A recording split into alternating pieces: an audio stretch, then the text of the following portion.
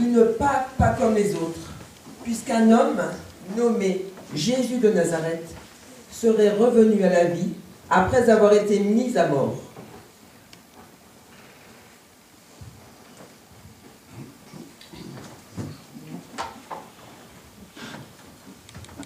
Bonjour, merci d'avoir accepté de venir dans notre émission. Je vous laisse vous présenter à nos spectateurs.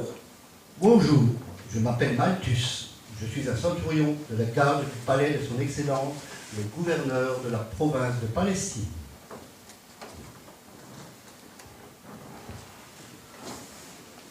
Nous sommes là pour parler de la Pâque de l'an 33. Vous occupiez alors un poste important. Et si mes sources sont bonnes, vous avez été chargé de transmettre un communiqué lors de la disparition de Jésus de Nazareth. Pouvez-vous nous partager cette information? Volontiers. Le gouverneur Pilate m'avait ordonné de transmettre un bref communiqué à la presse. Je l'ai avec moi, voici donc. Je vais vous demander de me tenir.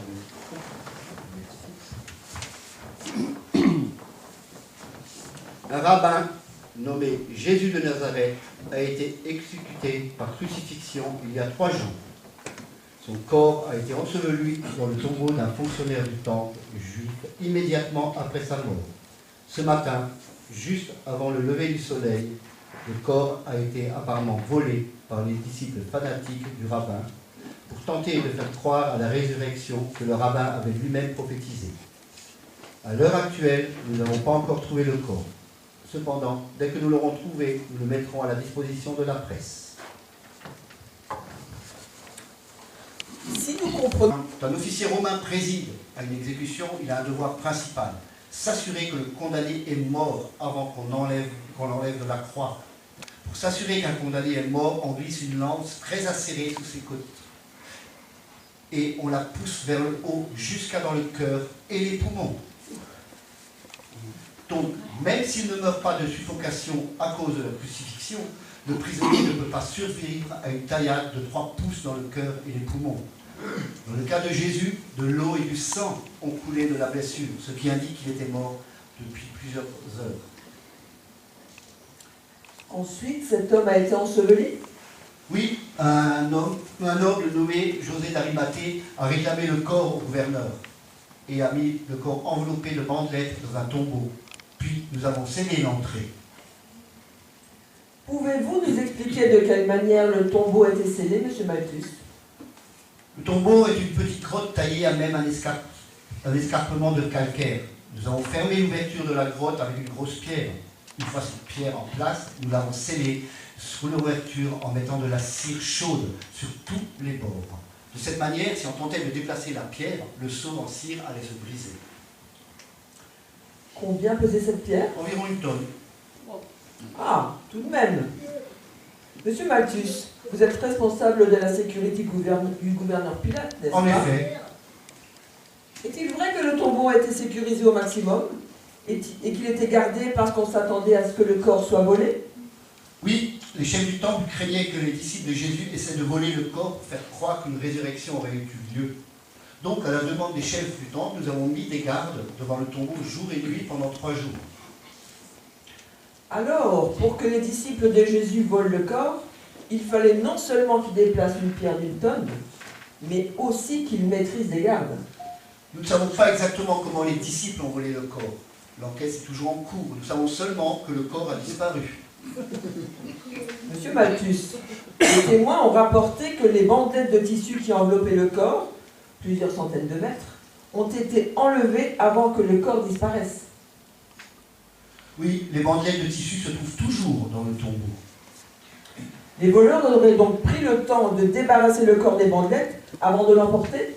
Pourquoi ont-ils fait cela? Je l'ignore encore, l'enquête est en cours. Est-ce que vous connaissez Jésus de Nazareth? Est-ce que vous connaissiez Jésus de Nazareth avant sa condamnation? Je l'avais déjà rencontré. Pouvez-vous nous en dire plus? Eh bien, l'un de mes serviteurs était tombé gravement malade. Il était paralysé et les médecins ne pouvaient pas le sauver. Alors je suis allé demander à Jésus de faire quelque chose. J'avais entendu dire qu'il avait guéri beaucoup de gens. Et comment Jésus a-t-il guéri votre serviteur? Il a simplement dit une parole et mon serviteur a été guéri. Jésus ne l'a même pas touché. Jésus était à l'autre bout de la ville à ce moment-là. Une dernière question pour vous. Des témoignages nous ont révélé qu'il y eut un tremblement de terre ce jour-là. Reconnaissez-vous que c'est une mort peu commune? Croyez-vous que Jésus est revenu à la vie, tout comme il l'avait prédit, et qu'il est le Fils de Dieu? Je suis désolé, je suis un soldat. Je n'ai pas le droit de parler de questions de religion. Il y a eu en effet un tremblement de terre au moment où Jésus de Nazareth est mort, sur Jérusalem. Il était si violent que le voile du temple s'est déchiré du haut en bas. Ce voile avait tout de même près de 5 cm d'épaisseur. De plus, il a fait soudain nuit pendant 3 heures.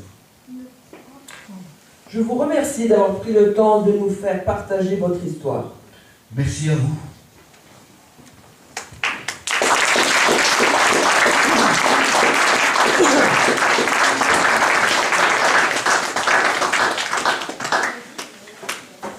Chers spectateurs, notre premier témoin nous parle d'un homme capable de faire des miracles qui est revenu à la vie.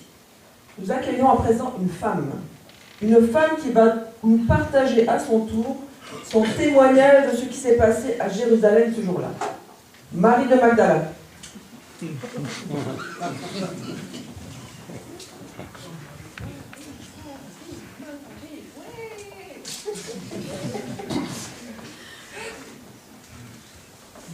Je vous remercie pour votre invitation. Je suis heureuse de pouvoir partager ce que j'ai vécu. Je suis une femme et personne ne voulait écouter une femme dans mon pays à cette époque. Au contraire, nous pensons que vous avez été témoin d'un moment historique. Quelle était la nature de votre relation avec Jésus exactement? Pour que l'on comprenne bien votre témoignage. Jésus est mon ami. Il m'a sauvée. J'étais torturée chaque jour par des démons. Personne n'était arrivé à me secourir, mais Jésus les a chassés avec autorité. Et puis ma vie est transformée. Je suis libre. Après cela, j'ai suivi Jésus dans ses déplacements pour le servir, lui et ses disciples. Nous vous avons invité pour vous poser quelques questions au sujet de la Pâque et de la disparition du corps de Jésus de Nazareth à ce moment-là. Est-il vrai que vous êtes la première personne à avoir découvert le corps de Jésus qui avait disparu? Oui, mes amis et moi, nous étions allés au tombeau. Lorsque nous sommes arrivés, nous avons vu que la pierre qui scellait l'entrée avait été roulée et le corps de Jésus n'était plus là. Il ne restait plus que des bandettes. Une rumeur circule selon laquelle vous et les autres femmes qui avez découvert le tombeau vide, vous vous seriez trompés de tombeau. Qu'est-ce que vous répondez à cela? Après la crucifixion, lorsque Jésus est mort, nous avons suivi le corps jusqu'au tombeau. Nous sommes restés assises là pendant au moins 1 heure, pendant que les serviteurs de Joseph préparaient le corps et l'enveloppaient pour l'ensevelir. Nous savions où se trouvait le tombeau. On ne pouvait pas se tromper. Si ça avait été le cas, si nous nous étions vraiment trompés, les chefs juifs seraient allés au bon endroit et auraient montré le corps pour refuter l'endroit, refuter l'histoire de la résurrection. Mais ils ne l'ont pas fait, ils ont inventé une histoire de corps volé. Certains prétendent que Jésus n'était pas vraiment mort quand il a été mis dans le tombeau. Il était simplement inconscient et que la fraîcheur de la pierre l'a ramené à lui. Ceux qui croient une telle chose n'ont jamais assisté à une crucifixion. La crucifixion est une invention que les Romains ont perfectionnée pour entraîner une mort cruelle par suffocation. Personne ne descend d'une croix vivant. Si Jésus avait survécu, la loi romaine exige que le centurion responsable de la mise à mort soit cloué sur la même croix que le condamné. Et ne prennent pas ce risque. L'un d'eux a même percé son côté pour assurer qu'il est bien mort. En effet, le témoin qui vous a précédé nous a partagé cela. La crucifixion semble être une mise à mort certaine. Dans votre témoignage, vous nous avez dit que vous avez vu Jésus vivant quelques jours après sa mort. Pouvez-vous nous expliquer cela? Les amis et moi, nous sommes allés au tombeau après le sabbat pour pouvoir donner les derniers soins au corps de Jésus. Il avait été enseveli rapidement parce qu'il était déjà tard, parce que le corps nous a été rendu. Lorsque nous sommes arrivés là-bas, j'ai vu Jésus vivant à l'extérieur du tombeau. Il était revenu à la vie. Comment pouvez-vous être aussi certaine qu'il est revenu à la vie? Je sais que c'est difficile à croire, mais avant de mourir, Jésus avait prédit qu'il serait crucifié et qu'il reviendrait à la vie plusieurs fois. Comment cela? À de nombreuses reprises dans les Écritures, Dieu répète qu'il n'y a pas d'autre sauveur que lui. Les Écritures déclarent aussi que personne ne commande au vent et aux flots de la mer. Jésus a calmé le vent et les vagues de la mer de Galilée. Il a ramené des gens à la vie. Dans le pays d'Israël, tout le monde sait très bien que Jésus a ramené à la vie au moins 2 autres personnes. Et lui-même s'est relevé de la mort. Comment pouvait-on en douter? Et donc, vous nous dites que vous avez pu voir Jésus vivant. Je l'ai vu, je l'ai parlé, je l'ai touché. J'étais effondrée quand j'ai vu que le corps n'était plus là. Il m'a appelé par mon nom à Jérusalem. Personne ne connaît mon nom. J'étais si heureuse et effrayée en même temps. Je l'ai saisi par les chevilles, je l'ai embrassé. Ses pieds. Comment pouvez-vous être sûr que l'homme qui a prétendu être ressuscité des morts était bien Jésus lui-même? Après tout, Jésus avait été battu par les gardes du temple et par les soldats du gouverneur Pilate. Ils lui ont donné des coups de poing au visage, ils lui ont arraché la barbe. Quand on l'ensevelit, il était défiguré. Alors comment l'avez-vous connu? Cela faisait 3 ans que j'écoutais Jésus enseigner. Je reconnaîtrais sa voix entre toutes. Pouvez-vous nous rappeler le motif de la condamnation à mort de Jésus? Parce qu'il est le Fils de Dieu, notre Dieu. Amen. Êtes-vous en train de dire que Jésus était un prophète qui parlait de la part de Dieu? Non, je suis en train de dire que Jésus est Dieu. La Yes. raison pour laquelle les chefs juifs l'ont fait exécuter, c'est parce que lui, un simple homme, il dit qu'il était Dieu. J'aimerais être sûr d'avoir bien compris. Jésus était pourtant un charpentier de Galilée. Comment pouvait-il être un homme et Dieu tout à la fois? N'était-il pas simplement un messager? Non, non, il est Dieu, il est toujours, il est vivant. Yes. C'est une déclaration extraordinaire. Jésus a donc dit qu'il est Dieu. Mais pourquoi est-il venu sur la terre en sachant qu'il allait mourir? C'est justement pour cette raison qu'il est venu sur terre. Pour mourir? Mais personne n'aurait fait de reproche à Dieu s'il avait choisi de ne pas souffrir et de ne pas mourir. Pourquoi a-t-il fait cela? Pour nous, par amour, pour nous racheter. Des sacrifices d'animaux dans le temple sont la preuve que du sang doit être versé pour payer la dette de nos péchés. S'il n'y a pas de sang versé, il n'y a pas de pardon des péchés. Le seul sang capable de nous purifier tous nos péchés, une fois pour toutes, c'est le sang de Dieu lui-même qui nous a créés. J'ai ici un livre intitulé La Bible et écrit par des auteurs différents, où j'ai trouvé un passage qui dit, dans le livre de Jean au chapitre 3, « Car Dieu a tant aimé le monde qu'il a donné son Fils unique, afin que quiconque croit en lui ne périsse pas, mais qu'il ait la vie éternelle. » Est-ce que ce serait valable pour moi aussi? Oui, pour vous, pour moi et pour tous ceux qui regardent cette émission.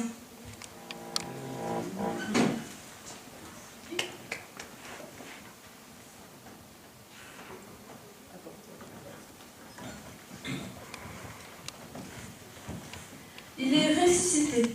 C'est le message glorieux de Pâques et le rappel de la victoire de Jésus-Christ, le Fils de Dieu. Le Sauveur a été ressuscité comme nous le serons tous. Il a souffert pour pouvoir nous aider dans toutes nos épreuves. Il a payé la rançon pour nous en tant qu'enfants de notre Père Céleste, afin que nous puissions être délivrés de la mort et du péché. La vive espérance qui nous est donné par la résurrection et notre conviction que la mort n'est pas la conclusion, mais un pas nécessaire pour la vie éternelle. Louons Dieu pour la résurrection assurée, qui nous sommes l'espoir et la force de continuer. Nous remercions Dieu pour son Fils venu sur terre et pour son ministère en tant que Seigneur ressuscité.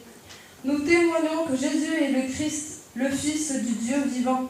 Il est notre Créateur, notre Sauveur et notre Rédempteur, notre avocat auprès du Père et notre Libérateur. Il régnera en roi des rois et Seigneur des seigneurs. Amen.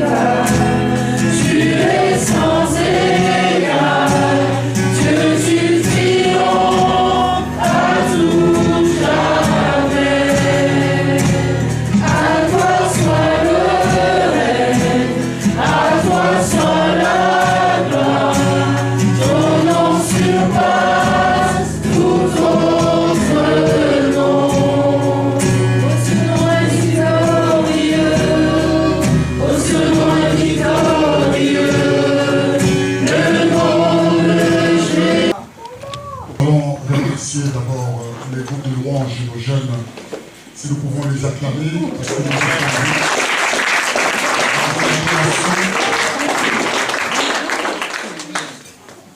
nous avons la relève qui est là pour adorer et louer le Seigneur. J'aimerais tous nous remercier pour ce moment que nous avons passé. L'enquête est encore en cours. Mais c'est là 2000 ans qu'ils sont en train de faire des enquêtes. Et jusqu'à aujourd'hui. Je bénis tous ces moments passés, cette actualité que nous avons tous suivie, qui montre ce que nous vivons aujourd'hui. S'il y a des personnes qui n'ont jamais compris ce que ça signifiait la mort de Jésus et sa résurrection, aujourd'hui, nous avons vu en direct ce qui se passe. Nous allons expliquer un peu, parce qu'il y a des choses peut-être qui s'y passent, qui dépassent les gens, pour ce qui est arrivé, et comprendre dans quelques minutes, parce que nous sommes là pour cela. Cette journée est vraiment exceptionnelle et magnifique. Vous ne pouvez pas réaliser l'acte qui a été accompli de nos jours, depuis 2000 ans, par celui que nous sommes venus adorer, louer, célébrer et glorifier. J'aurais voulu que beaucoup de personnes puissent se joindre à nous pour vraiment fêter cette Pâque, cette résurrection de notre Seigneur. Tout a été expliqué dans les détails. Il y a quelques points dans la confession de la parole que nous avons faite. Peut-être vous allez considérer ça, peut-être beaucoup vont considérer comme c'était simple. Je peux vous dire que le miracle de Jéricho ont tombé. Amen. Les vies sont libérées. Alléluia. La confession de la parole a été proclamée. Nous avons été transformés. Ce sont des choses spirituelles. Il faut savoir que les démons ont des oreilles fines qui entendent la parole de Dieu. Au moindre parole de Dieu qui sortent de ta bouche, parce qu'elle est prononcée par le Seigneur, ils comprennent, ils reçoivent l'ordre et ils dégagent. Amen. Il n'y a aucun esprit, aucun être sur cette terre qui craint Dieu et qui respecte sa parole comme toutes ces forces de ténèbres. Alléluia. Quand Dieu parle, le ciel s'ouvre et la terre tremble. Et eux aussi, ils tremblent en même temps que la terre. Amen. C'est une journée merveilleuse. Le Seigneur est vivant. Amen. Hein? Amen. Le Seigneur est présent. Amen. Le Seigneur est parmi nous. Oui. Yes. Le Seigneur est notre berger. Nous allons lire Hébreux, chapitre 10, verset 1 en 10. On fera cette lecture pour que nous voyions ce qui s'est passé. Et vous compreniez, je parlerai plus du sang qui a coulé, des sacrifices de Jésus comme une offrande d'une adoration. Une offrande qui nous amène dans l'adoration de Dieu. Que Dieu agrée. La Bible dit, en effet, la loi qui possède une ombre de bien à venir et non l'exacte représentation des choses ne peut jamais par le même sacrifice qu'on offre perpétuellement chaque année amener les assistants à la perfection. Autrement, n'aurait-on pas cessé de les offrir, puisque ceux qui rendent ce culte étant une fois purifiés n'auraient plus eu aucune conscience de leur péché. Mais, retenez bien, c'est même, les souverains, le souvenir de péché est renouvelé chaque année par ces sacrifices. Car il est impossible que le sang de taureau et de bouc ôte le péché. C'est ce qui se faisait autrement. Nous continuons. C'est pourquoi Christ, entrant dans le monde, dit, j'aimerais que vous restiez attentifs à ce qui se dit là. Ne soyez pas distraits. Comprenez. Je vais répondre les paroles de notre serviteur, son serviteur. C'est pourquoi Christ, entrant dans le monde,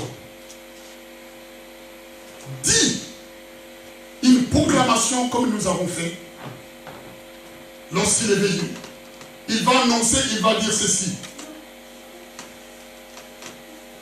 Tu n'as voulu ni sacrifice, ni offrande, mais tu m'as formé un corps. Quelqu'un derrière peut prendre Samuel et s'occuper de Samuel, s'il vous plaît. Grâce, tu peux prendre Samuel. Allez mon garçon, vas-y. Ok.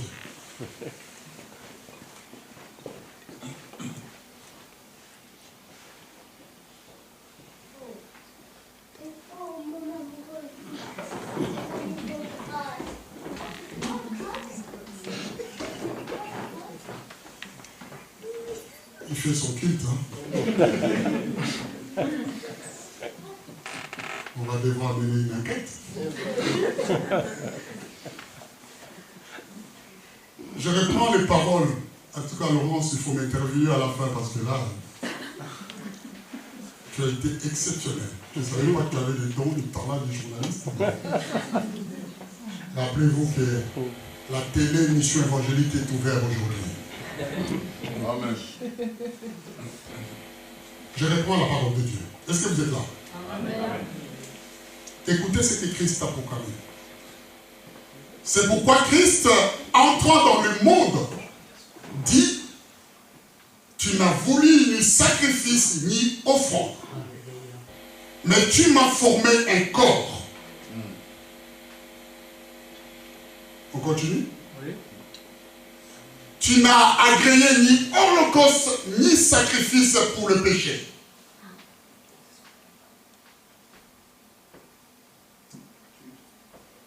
Alors je dis, voici je viens dans le rouleau du livre et il est question de moi en parlant de lui. Pour faire, ô Dieu, Ta volonté. ta volonté. Amen. Ça c'est l'expression d'une adoration et d'un louange. D'une personne qui a compris pourquoi il a été formé et forgé. Pourquoi il est venu. Alors je dis, voici je viens dans le rouleau du livre et il est question de moi pour faire, ô Dieu, ta volonté. On continue. Après avoir dit d'abord, tu n'as voulu et tu n'as agréé ni sacrifice ni offrande, ni holocauste, ni sacrifice pour le péché. Ce qu'on offre selon la loi, il dit ensuite, voici je viens pour faire ta volonté. Il supprime ainsi Amen. la première chose pour établir la seconde. Amen. Alléluia. Alléluia. Est-ce que vous réalisez, on devrait acclamer cela. Amen.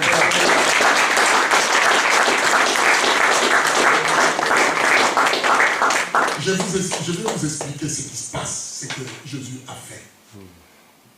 Sur ce chapitre, nous voyons combien le sacrifice de notre Seigneur est un sujet d'adoration et de louange pour notre Dieu.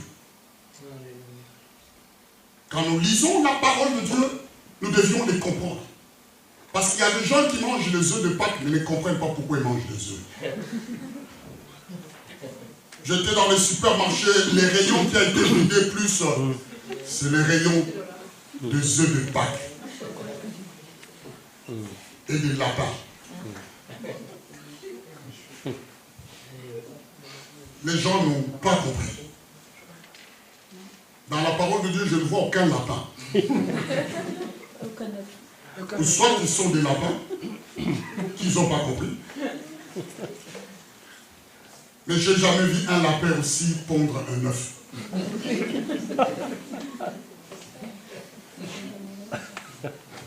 Les gens veulent s'associer les commerces à ce qui nous appartient. Il faudrait que nous puissions les corriger. On ne doit pas prendre ce qui est utile pour faire de cela sujet de commerce. Et nous condamnons cela. Les prochaines fois, nous prierons pour que les œufs de Pâques ne puissent pas marcher. On fermera tout cela par nos prières. Parce que nous avons l'autorité. Ça, c'est bafouer la résurrection et ce qui s'est passé à la croix. Alléluia. Amen. Nous entrons dans des pièges comme ça que l'ennemi tend et nous nous réjouissons. Et nous offrons aussi à nos tours, nos enfants, des œufs. Expliquez à nos enfants ce qui s'est passé. Parlons-leur de la parole de Dieu. Je vais vous dire que l'expérience de Jésus en tant qu'homme l'avait préparé à son rôle. Ce qu'il dit là, en son rôle de souverain sacrificateur. Amen. Qui devrait être offerte en sacrifice pour le pardon et la propitiation de nos péchés. Amen. Nous avons vu cela. L'évangéliste nous a parlé de toutes ces choses. Sur le tabernacle, sur l'autel de l'Holocauste, c'est la cuve de rein qui servait pour la purification. L'autel de parfum. Et il nous a manifesté le tabernacle avec les chérubins qui déployaient leurs ailes. Là où il était, on versait le sang de propitiation pour le pardon de péché. Cela fait partie de notre corps. L'espace où Dieu nous a créés. Vous ne pouvez pas imaginer la grâce que nous avons d'être enfants de Dieu. Alléluia. Amen, amen. De ce que Jésus a accompli sur la croix. Bien-aimé, c'est cela, il a été préparé. Il dit, je me présente comme un rouleau dans le livre. Il s'agit de moi. Christ a été préparé comme dans son rôle de souverain sacrificateur qui devait être offerte pour nos péchés. Il a dit, je viens comme un rouleau du livre. Notre Seigneur a payé l'amende. Vous savez, le péché nous avait mis une amende. L'homme ne pouvait pas se sauver. Le diable est venu, il nous a aligné des amendes tous. Il nous a séduits et il est venu. Chacun était condamné à payer. Je vais vous expliquer quelque chose en bas que vous compreniez. Mais notre Seigneur a payé l'amende encourue pour nos péchés, afin de nous permettre de recevoir la vie éternelle. Amen. Quelqu'un doit payer une amende quelque part. Alléluia. Amen. Même de nos jours aujourd'hui, quand tu as un crédit, si tu meurs, tes enfants doivent continuer à payer ce crédit-là. Ça se passe pas comme ça? Moi, je crois qu'il arrive aussi comme ça. Parce que l'État veut recevoir son dû. Et les enfants des deux enfants. Cette amende du péché avait résonné dans le temps et dans l'espace. Nous étions condamnés. Aucun ne pouvait sortir un chèque pour payer ça. Mais un homme qui s'est présenté comme un rouleau du livre. Cet homme que nous avons chanté ce matin, cet homme que nous avons vu, cet homme qui a été représenté ce matin a payé l'amende. Alléluia. Amen. Il était capable. Amen. Et cette amende a été payée avec son propre sang. Amen. Parce que la Bible dit, comme nous avons lu, le sang de bouc et de veau ne plaisait plus à Dieu. Dieu était fatigué de recevoir le sang de bouc. Et ce sang n'enlevait même pas le péché. Il couvrait juste le péché. Et Dieu était fatigué. Il n'en voulait plus. Parce que ça sent le sang de bouc et de veau.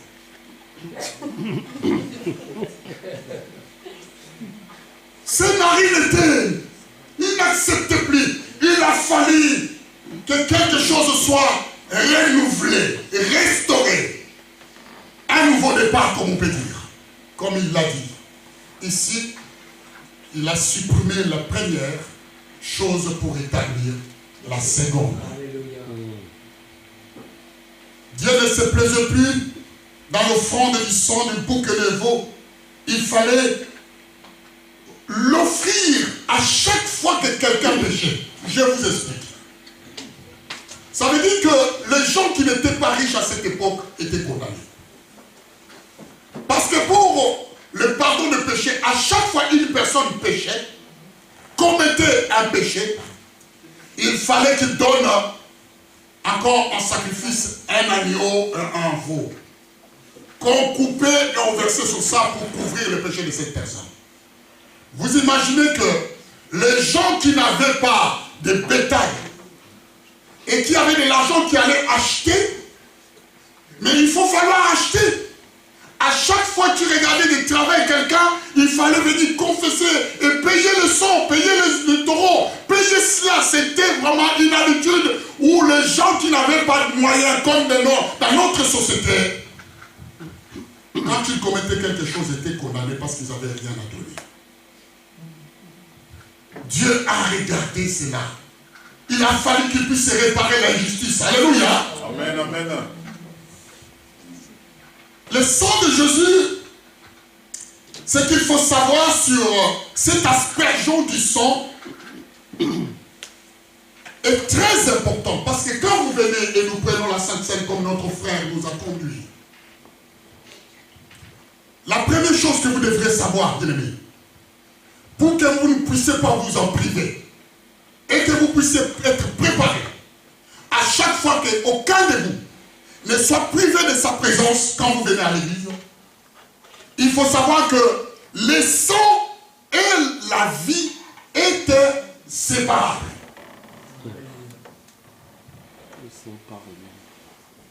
Le sang et la vie ne peuvent être séparés, ils sont ensemble. Quand on veut parler de la vie d'une personne, c'est dans son sang. Est-ce que vous êtes là? Amen. On ne peut pas enlever la vie qui est dans le sang. La Bible dit, la vie de toute chair est son sang.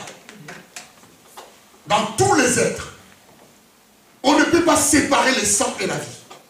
Voilà pourquoi quand nous parlons du sang de Jésus, nous témoignons de la vie qui est dans le sang.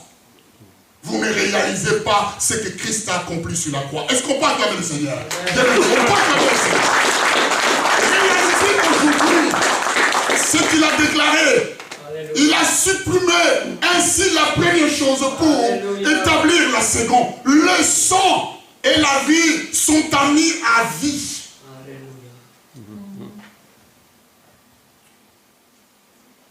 Le sang est le siège de la vie.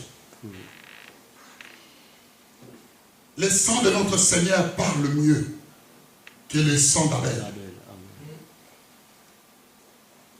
Le sang de notre Seigneur apporte l'adoration devant le trône de notre Dieu. Et Dieu a accepté cette offrande et aussi ce sacrifice une fois pour toutes. Il a fallu que Dieu règle les problèmes du péché une fois pour toutes. Désormais, nous sommes bien heureux, nous qui sommes nés dans cette génération où nous pouvons invoquer le sang de Jésus. Alléluia. Ceux qui étaient nés avant que le sang de Jésus soit versé étaient condamnés. Voilà pourquoi dans sa résurrection, il a fallu qu'il fasse un tour dans les séjours de mort pour aller libérer toutes ces personnes-là qui n'avaient pas de veau et de bouc pour donner afin que leurs péchés soient couverts. Alléluia. Amen. Nous sommes dans une génération où le sang est encore disponible. Et ce sang parle. Je vous dis, Dieu a réglé ici une fois pour toutes. Parce qu'il ne voulait plus sentir l'odeur du sang de bouc et le sang de veau. Il ne voulait plus dire cette histoire-là, je vais les régler. À chaque fois que quelqu'un péchait, vous imaginez les enfants d'Israël combien ils étaient? Combien de taureaux ils étaient en train de cramer tous les jours? C'était pas un méchoui. Est-ce que vous êtes là? Mais c'était la fumée qui montait. Juste telle famille. Il y avait de nombreuses personnes. Et les sacrificateurs faisaient cela chaque instant, toute la nuit. Le bête était sacrifié. Et Dieu va dire, je vais régler cela une fois pour toutes. une personne doit payer. Je veux dire par là, l'écoulement du sang conduit à la mort. On ne peut pas parler du sang sans parler de la mort. Car le sang fait référence le plus souvent à la prise violente d'une vie. Vous savez, quand une vie est prise, que ce soit par le meurtre, je vais nous dire, que ce soit par l'assassinat, que ce soit par sacrifice, lorsque le sang est versé, la terre est triste. La terre est condamnée. C'est cela que vous ne savez pas. Bien-aimés, la couleur du sang, elle est comment? Vous pouvez répondre. Rouge. Marron? Rouge. Comme ton écharpe. Le sang qui coule est représenté à plusieurs images. D'abord, Dieu va prendre une couleur rouge du sang pour effacer aussi une autre chose qui est de couleur rouge. Pour les sanctifier. Est-ce que vous êtes là? Amen. Le péché est de quelle couleur? Rouge comme le cramoisi. Merci. Voyez-vous, vous ne saviez pas que le péché était rouge. Est-ce qu'on peut acclamer le Seigneur?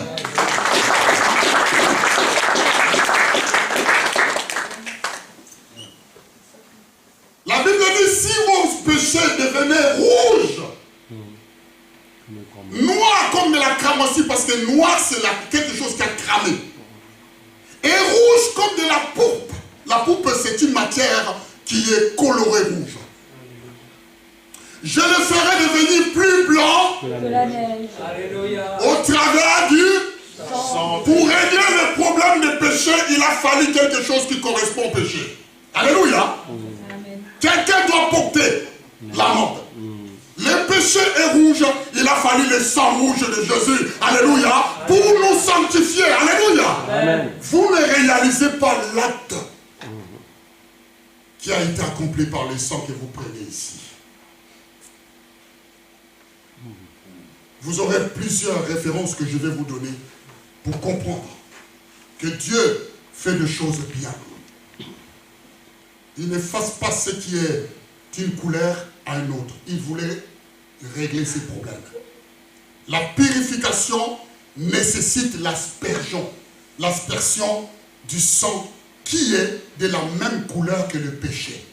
Voilà pourquoi dans les propitiatoires, les sacrificateurs qui entraient versaient le sang à l'offrande du péché pour que le péché soit pardonné.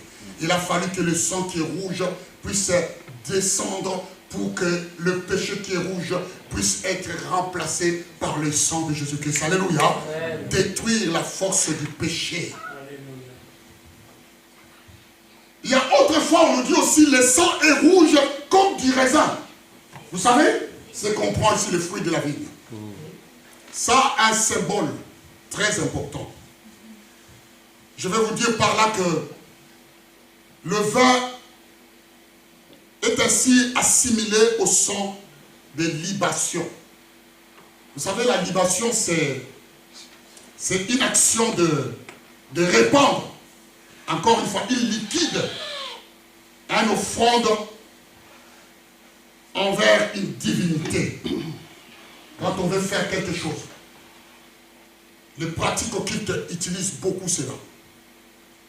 Les sorciers utilisent le sang. Vous savez, tous ceux qui sont dans le monde, les dirigeants de ce monde, quand ils font leur pacte à Satan, ils utilisent le vrai sang. Pour signer leur pacte. Et cela est scellé. Mais nous avons une bonne nouvelle. Si vous avez fait cela dans le passé, aujourd'hui nous avons confessé. Alléluia. Alléluia. Nous avons déclaré que ces choses-là sont bannies. Amen. Hein? Amen. Et cela n'aura pas d'influence sur vous. Alléluia. Amen. Mais c'est très dangereux pour ceux qui ne connaissent pas l'amour de Dieu et le pardon que Christ a accompli sur la croix. Aujourd'hui, beaucoup de gens continuent à offrir des sacrifices. Il donne encore des poules. Il donne des lapins, il donne des chèvres, il donne cela pour essayer d'atteindre un autre niveau de spiritualité. Mais il faut que le sang soit versé. C'est cela qui s'est passé. Ici, Jésus l'a fait pour nous. Le Seigneur. Le sang versé va nous expliquer que quand le sang est versé, on peut parler de meurtre. C'est là, je vais prendre 10 minutes pour vous expliquer et puis on arrête. Dans l'ancienne alliance, lorsque une personne tuait l'autre et il versait son sang, la loi disait que cette personne devrait payer par sa vie.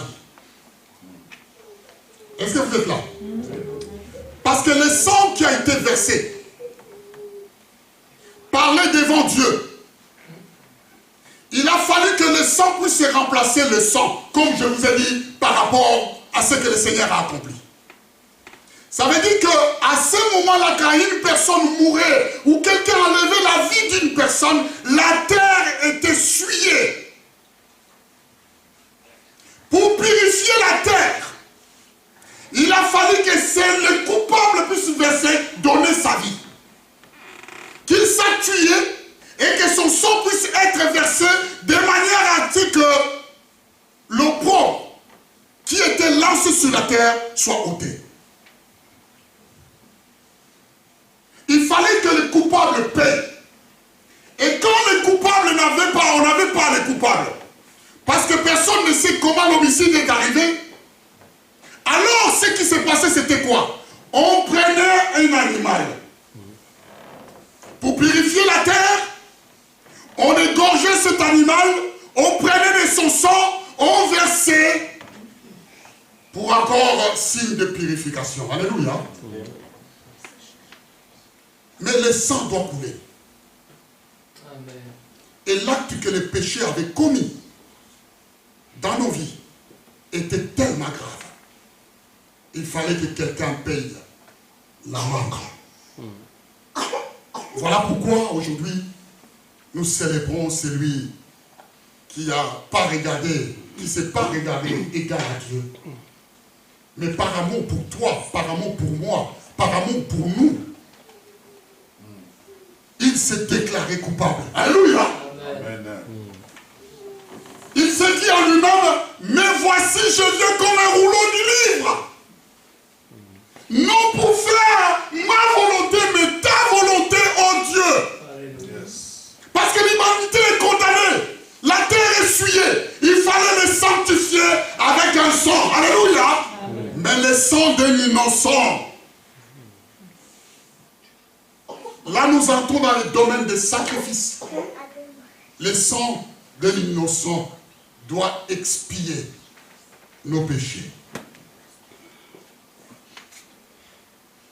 Il y a une chanson qui dit « J'ai l'assurance de mon salut, par ta présence, du Seigneur Jésus. Son sang m'a lavé, m'a racheté, et l'Esprit Saint m'a régénéré. » Est-ce qu'on peut acclamer le Seigneur?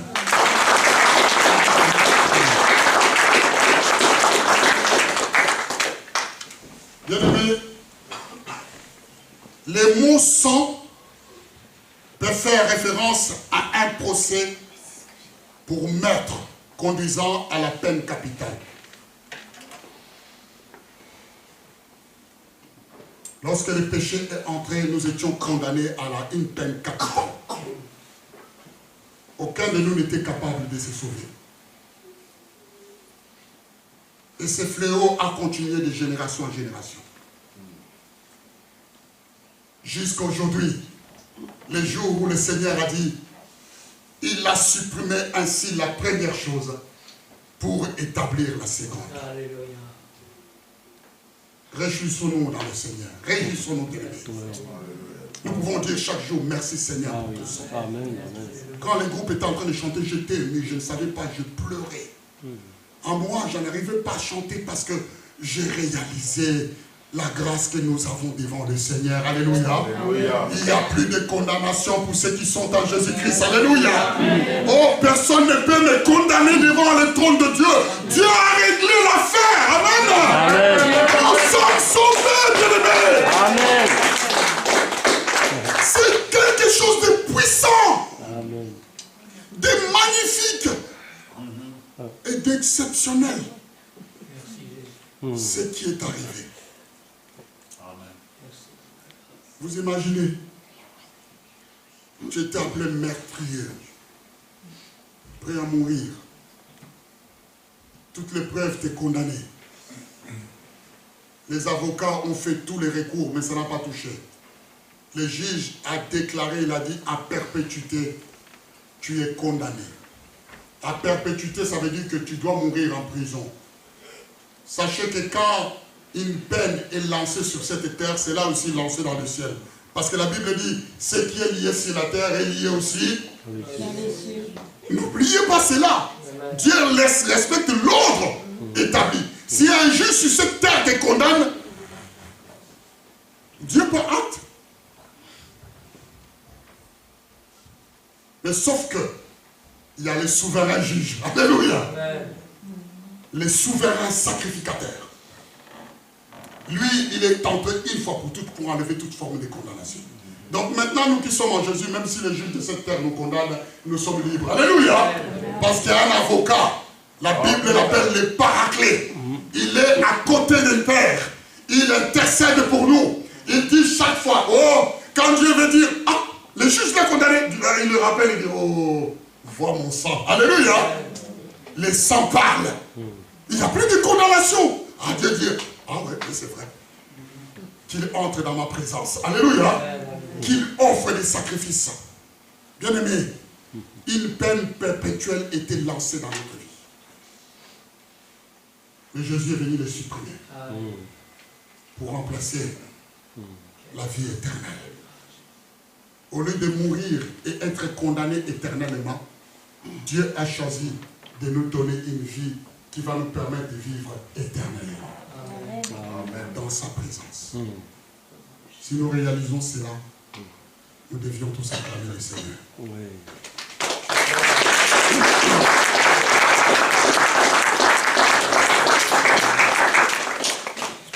Je vais finir par cette phrase. Vous avez assez vu ce matin. Que tout ce que vous avez vécu puisse résonner dans votre cœur.